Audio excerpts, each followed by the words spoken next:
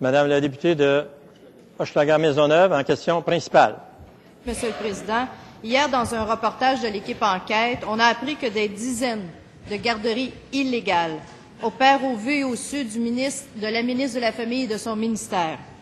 Par exemple, un homme de l'Outaouais a pu opérer 3 garderies illégales, accueillant une 50aine d'enfants pendant 3 ans, et ce malgré des plaintes répétées et de nombreux constats des inspecteurs du ministère.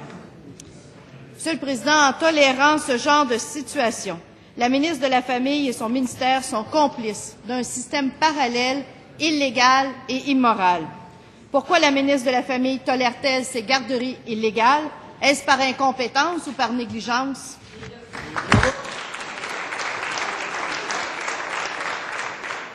Madame la ministre de la Famille. Merci, Monsieur le Président. Je pense que d'abord, il faut préciser, on ne doit pas dans aucune circonstance tolérer l'illégalité. C'est inacceptable. Monsieur le Président, je pense que dans le cadre de la question, c'est important de rappeler que ce n'est pas en soi illégal de garder des enfants à la maison, Monsieur le Président. Ce qui est illégal, c'est de garder plus de 6 enfants sans permis, Monsieur le Président. Sur la question d'illégalité, le ministère a posé un certain nombre de gestes pour améliorer la situation parce qu'effectivement, il faut être plus efficace dans la façon qu'on puisse agir dans le cas de garderie illégale. On a pu à la fois réunir toute l'équipe d'inspection sur une seule équipe afin d'être plus efficace sur le terrain.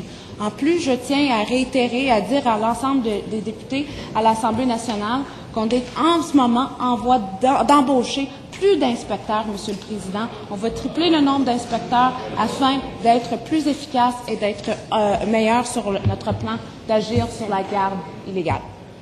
Bravo. En question complémentaire, Madame la députée d'Hochelaga-Maisonneuve. Monsieur le Président, la ministre et le ministère font rire d'eux présentement. Le propriétaire de la garderie de Gatineau a répondu sous la caméra hier qu'il soutenait ne pas vouloir se laisser écraser par des lois ridicules qui lui feraient perdre de la clientèle. Est-ce que la ministre peut nous assurer qu'on respecte les lois au Québec au lieu de vendre des places aux amis libéraux en échange de financement?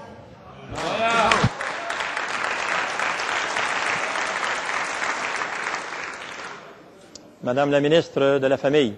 Monsieur le Président, quand on parle des cas d'illégalité, j'ai été très claire, puis je vais répéter ma réponse, Monsieur le Président. Cela est inacceptable. Dans le cas spécifique auquel réfère la députée, effectivement, le ministère a dû dire que cette situation est inacceptable et on prend les mesures, Monsieur le Président, afin de s'assurer que ça ne se reproduit pas de cette façon-là. Si on augmente le nombre d'inspecteurs, si on prend des mesures puis on se donne les moyens afin d'augmenter notre capacité d'agir sur le terrain, entre autres sur notre capacité de réunir le nombre d'inspecteurs afin de mieux s'impoler sur le terrain, c'est parce qu'on n'accepte pas l'illégalité et on est sur le terrain pour faire mieux encore, Monsieur le Président. Et c'est notre action. On est là. On veut améliorer les choses. Et c'est pour ça qu'on est là. Bravo, Yolande. Bravo.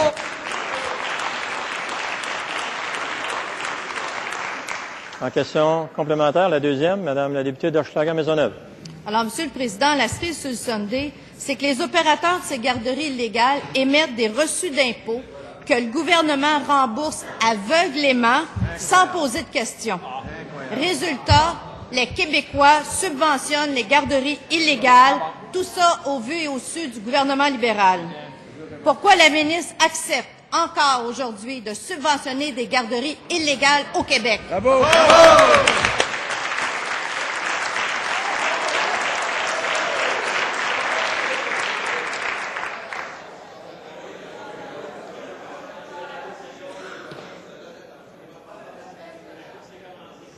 Monsieur le ministre des Finances et du Revenu. Merci, Monsieur le Président. Monsieur le Président, les parents qui font garder leurs enfants au Québec bénéficient d'un crédit d'impôt. Ça profite à 400 000 familles du Québec. Le député ne suggère sûrement pas, Monsieur le Président, qu'on enlève le crédit d'impôt et qu'on enlève aux étudiants, aux mères de famille qui gardent un deuxième et un troisième enfant, le droit. Monsieur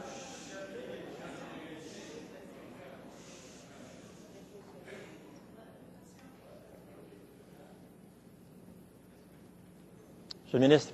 C'est, Monsieur le Président, plus de 560 000 enfants qui bénéficient de ça.